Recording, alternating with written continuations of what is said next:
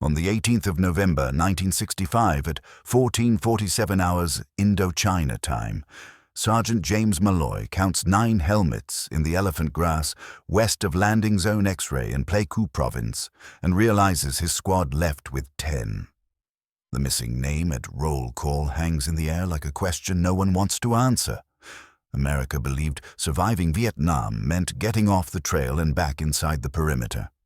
The quiet decision to turn a squad around for one missing rifleman actually decided who carried the war home.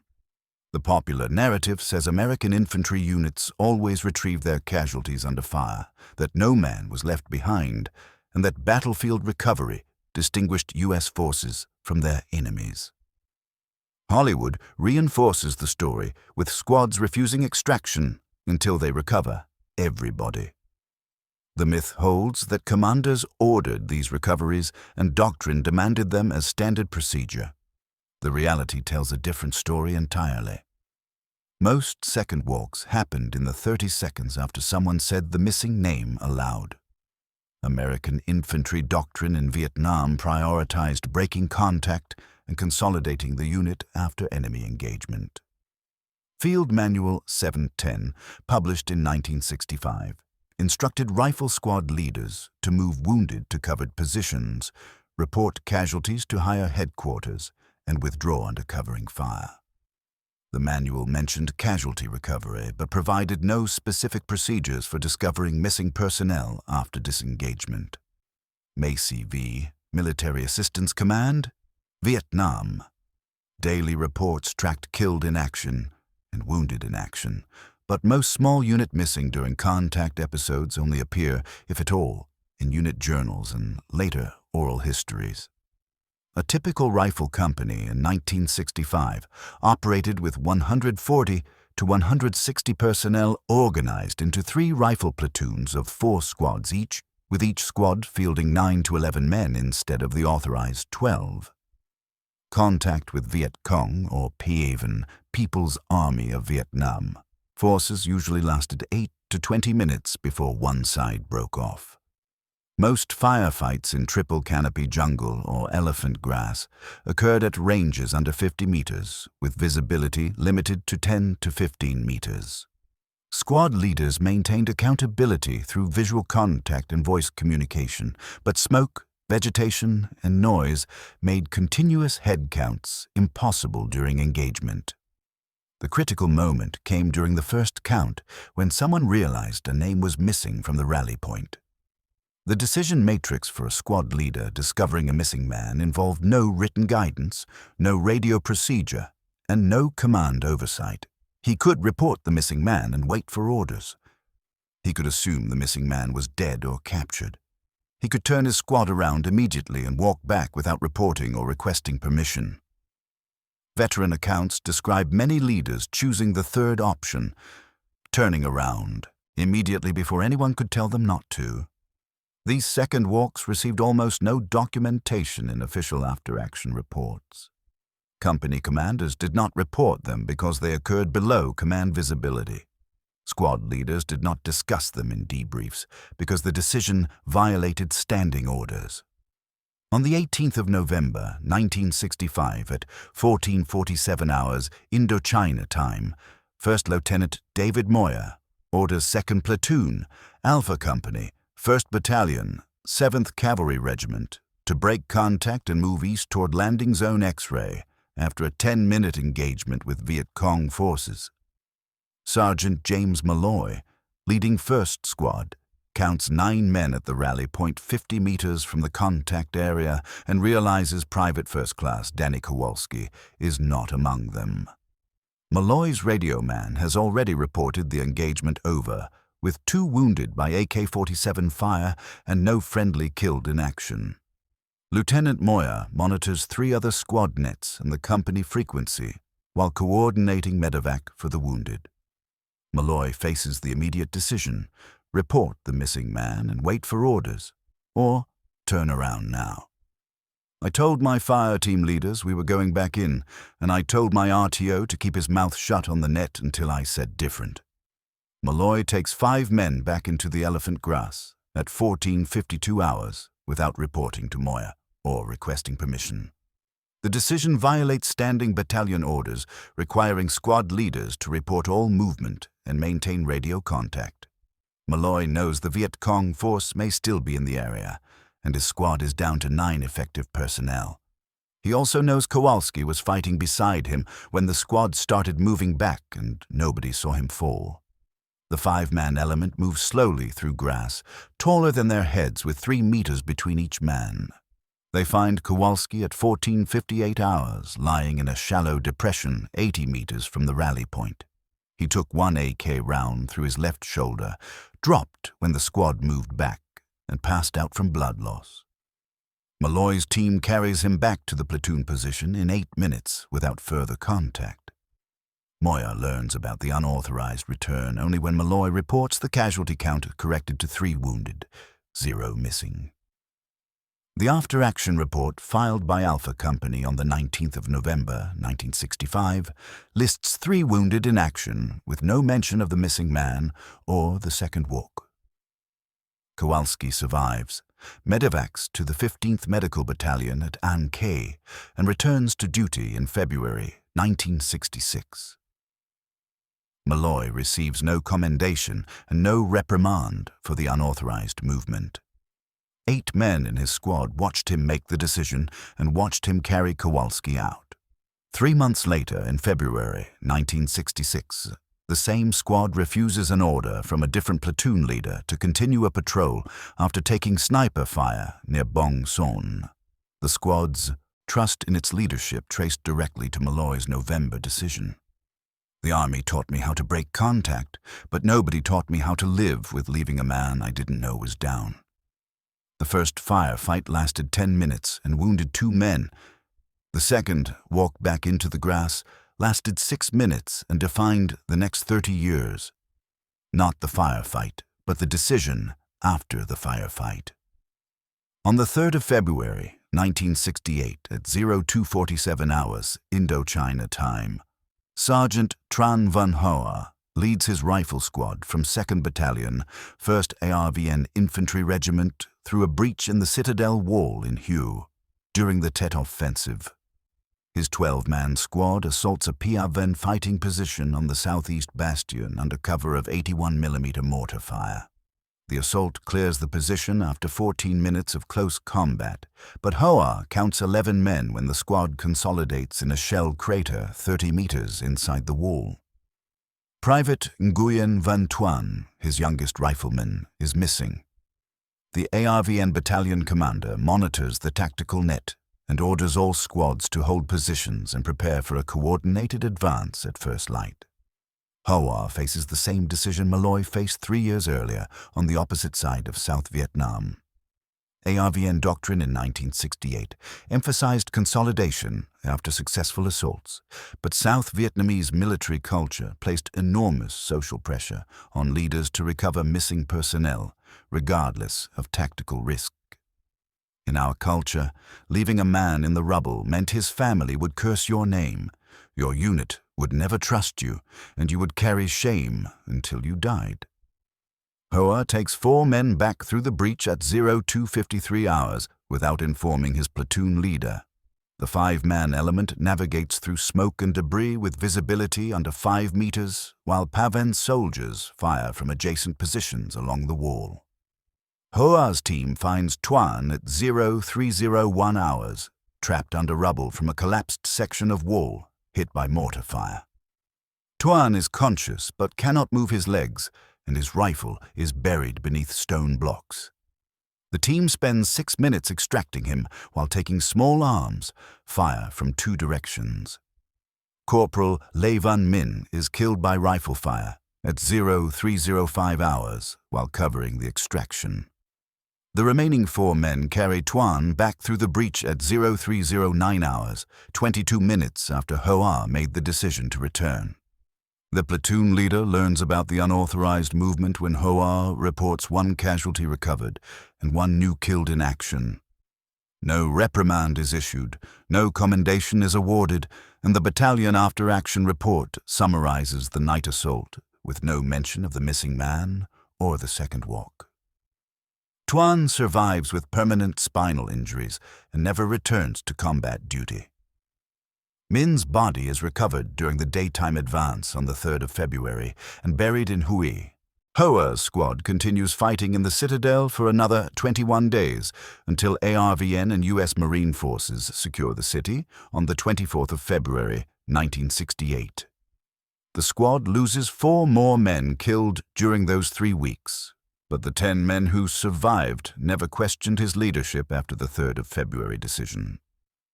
I knew the army taught me to report first, but my grandfather taught me that a man's name matters more than orders.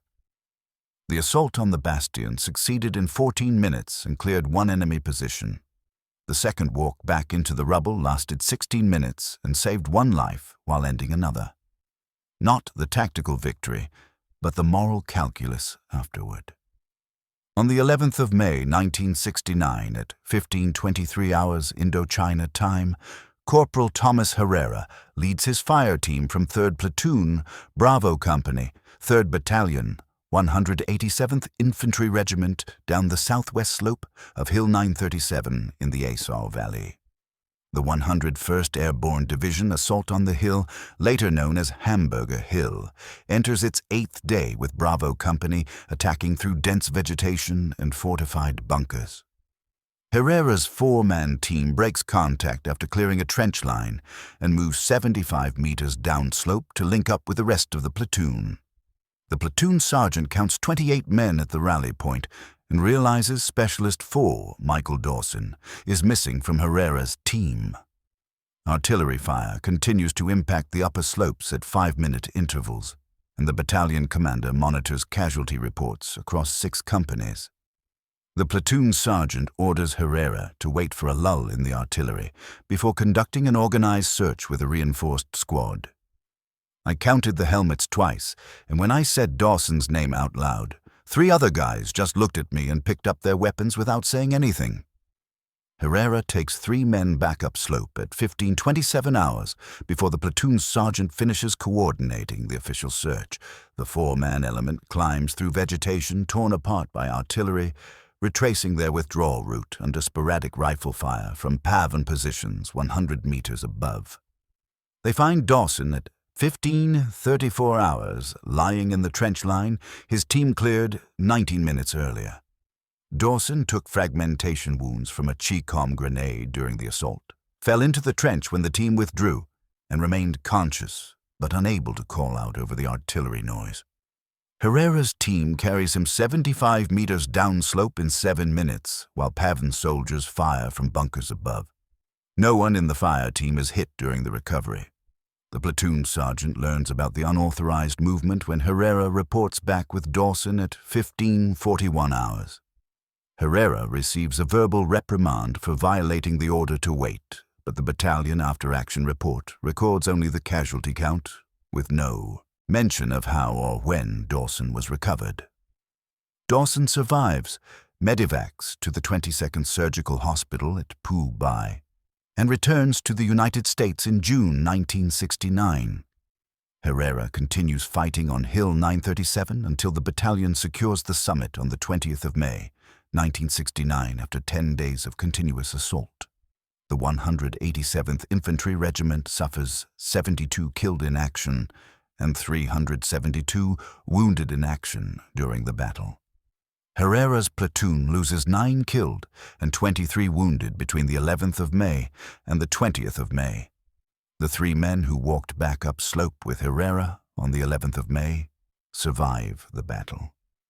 The sergeants taught me to follow orders, but Dawson taught me that some orders only make sense after everyone's already home. The assault on Hill 937 lasted 10 days and cost 72 American lives. The 7-minute walk back up the slope violated orders and saved 1 life. Not the strategic objective, but the tactical disobedience. On the 23rd of July, 1970, at 14:12 hours Indochina time, 2nd Lieutenant Brian Keller orders 3rd Platoon, Delta Company, 2nd Battalion, 506th Infantry Regiment to withdraw from a ravine 800 meters west of Firebase Ripcord in Thua Thien Province. The 101st Airborne Division Firebase faces coordinated ground assaults and artillery bombardment as part of a PAVN effort to overrun the position before U.S. forces can evacuate. Keller's platoon conducts reconnaissance to identify PAVN staging areas when they encounter an estimated platoon-sized force in heavy vegetation.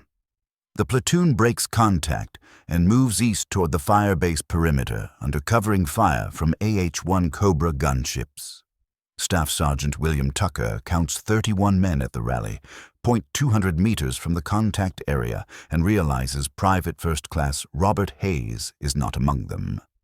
Keller monitors the company net and hears orders to consolidate all platoons inside the firebase, immediately due to intelligence reports of an imminent ground assault. Battalion headquarters transmits evacuation orders at 14:18 hours, directing all units to prepare for extraction, beginning at 1600 hours. Tucker reports the missing man to Keller and requests permission to take a squad back into the ravine. Keller denies the request and orders Tucker to prepare the platoon for movement to the firebase. I was orbiting overhead when I heard the lieutenant tell the squad leader to leave him, and I heard the squad leader say something I can't repeat, and then I watched 5 guys turn around and walk back in anyway. Tucker takes 4 men back into the ravine at 14:21 hours without Keller's permission and without informing the company commander. Keller reports the unauthorized movement to the company commander immediately, identifying Tucker by name and grid coordinates. The 5-man element moves through the ravine under intermittent small arms fire from PAVN forces repositioning after the engagement. AH-1 Cobra gunships provide suppressive fire 150 meters north of Tucker's position. Tucker's team finds Hayes at 14:29 hours, lying in thick vegetation 120 meters inside the ravine. Hayes took 1 AK round through his right leg and remained conscious but unable to walk. The team carries him back in 11 minutes, while PAVN forces maintain sporadic fire from covered positions. Specialist 4, James Rodriguez, is wounded by rifle fire at 14:37 hours while serving as rear security for the extraction. The team reaches the rally point at 14:40 hours, 28 minutes after Tucker made the decision to return. Keller reports the recovery to the company commander and recommends disciplinary action against Tucker for disobeying a direct order. Hayes and Rodriguez medevac to the 18th Surgical Hospital at Camp Eagle, both surviving their wounds. Firebase Ripcord is evacuated on the 23rd of July, 1970, after 23 days of sustained PAVN assault, with U.S. forces suffering 75 killed in action and 463 wounded in action during the entire operation. Tucker receives a written reprimand in August 1970 for disobeying orders. Keller submits an award recommendation for Tucker in September 1970. Citing exceptional courage under fire, making no mention of the unauthorized recovery or the reprimand. Tucker receives an Army Commendation Medal with V device in November 1970. The lieutenant was right by the book, and I was wrong by the book, but Hayes was alive, and that's the only thing that mattered to the men who walked back with me. The engagement at Firebase Ripcord lasted 40 minutes and forced the platoon to withdraw. The 28-minute unauthorized return violated orders and recovered 1 wounded man while wounding another. Not the tactical success, but the moral choice that contradicted it. 4 incidents separated by 5 years, 3 provinces, and 2 armies. The missing name at roll call created the same moment, the squad leader facing the gap between what doctrine demanded and what the men beside him required. That gap determined everything that came after. The pattern documented in these 4 incidents repeated across hundreds of small unit engagements throughout the Vietnam War. Oral histories from hundreds of U.S. and ARVN small unit leaders repeat the same pattern. When they realized a man was missing, many turned around without waiting for orders. Veterans and advisors consistently link those decisions to which units trusted their leaders and which ones quietly fell apart. Malloy, Hoa, Herrera and Tucker here are composites built from multiple US, ARVN, and Australian oral histories. The names and timings stand in for dozens of real second walks documented in interviews conducted between 1968 and the present day. I watched one missing rifleman destroy a whole company's trust for months when the squad leader didn't go back, and I watched another company hold together through hell because their sergeants always turned around. The institutional response to this pattern remained contradictory throughout the war. Field commanders continued to emphasize doctrine requiring consolidation and reporting before movement. Training at Fort Benning and Fort Polk taught new squad leaders to break contact, count personnel, and report casualties before conducting search operations. After-action reviews consistently identified unauthorized movement as a violation of tactical discipline. Awards for valor frequently cited leaders who recovered wounded personnel, but the citations rarely mentioned whether those recoveries occurred with or without authorization. Courts-martial records from Vietnam show very few cases where squad leaders faced charges specifically related to unauthorized recovery attempts. Reprimands for unauthorized movement appeared in personnel files but rarely affected promotion decisions. The contradiction reflected a fundamental institutional inability to reconcile written doctrine with the moral calculus that actually governed small unit leadership. The Army could not officially sanction immediate unauthorized returns because doing so would undermine the chain of command and tactical discipline. The Army could not officially prohibit immediate unauthorized returns because doing so would contradict the values of loyalty and courage that motivated voluntary service. The result was institutional silence. The phenomenon remained invisible in doctrine and training while dominating the lived experience of combat leaders. The psychological impact of second walk decisions extended far beyond the immediate tactical situation. Decades later, veterans who went back for missing men often describe less guilt than those who did not, regardless of whether the second walk succeeded. At reunions and in interviews, men from units that turned around talk about trust. Men from units that did not talk about regret. The missing name at roll call created a moral burden that persisted for decades regardless of tactical circumstances. The decision to turn around reduced that burden even when the second walk failed to recover the missing man. Post-war reunion events documented the social consequences of second walk decisions within small units. Rifle companies that maintained regular reunions after the war were disproportionately composed of units where leaders made immediate, unauthorized returns during combat. The pattern persisted 40 and 50 years after the war. The institutional lessons from Vietnam regarding second walks remained unlearned in subsequent conflicts. Army doctrine published after 1975 continued to emphasize consolidation and reporting before movement with no acknowledgement of the second walk phenomenon.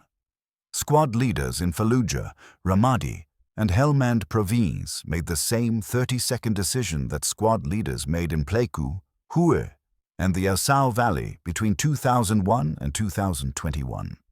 The military organization that taught men how to fight could not teach them how to navigate the moral calculus that defined their leadership. The missing name at roll call defined that space more clearly than any manual or regulation ever could. The composite squad leaders represented here: Malloy at Landing Zone X-Ray in November 1965, Hoa in the Hue Citadel in February 1968, Herrera on Hill 937 in May 1969, and Tucker at Firebase Ripcord in July 1970 made their decisions in different years, different provinces, and different armies. They made the same decision. The second walk exists nowhere in official military history, but everywhere in the memories of men who led squads in Vietnam. It appears almost nowhere in field manuals, training scenarios, or doctrine publications. It determined unit cohesion, psychological survival, and the social bonds that lasted 50 years after the war. The decision to turn around for one missing man operated outside institutional recognition, Outside command authority and outside the awards system, it operated inside the moral framework that actually governed small unit leadership under fire. That framework could not be taught, could not be ordered, and could not be evaluated by any metric the military understood. It emerged in the 30 seconds after someone said the missing name aloud at roll call. The missing name created a choice between doctrine and obligation, between orders and brotherhood, between institutional demands and human requirements. Squad leaders who chose doctrine carried that choice for the rest of their lives. Squad leaders who chose obligation carried a different weight entirely. The weight of turning around was lighter than the weight of walking away. Not because the second walk always succeeded, but because the decision to make it preserved something doctrine could never account for. It preserved trust, cohesion, and the moral core that made voluntary military service possible. The missing name spoke to the promise men made to each other when they walked the trail together. America believed surviving Vietnam meant getting off the trail and back inside the perimeter. The men who lived with it learned different. The first firefight ended. The second walk never did.